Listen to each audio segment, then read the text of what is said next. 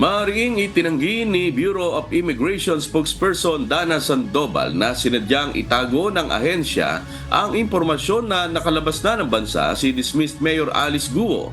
Ayon kay Sandoval, noong nakaraang linggo lamang din nila nakuha ang intel tungkol sa pagtakas ni Guo at gusto sana nilang i-verify muna ang impormasyon bago ito isa publiko.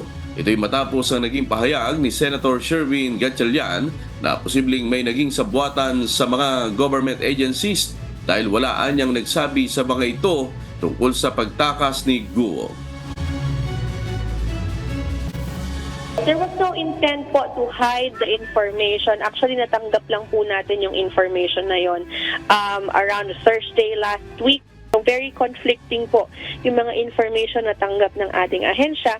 Kaya minarapat po muna ng ating liderato na i-verify from other reliable sources itong mga impormasyon na ito. But lumabas nga po itong information na to, kinalunisan na kaagad. So ito po ay inilabas na rin ng ating management upang habang umaandar po yung investigation.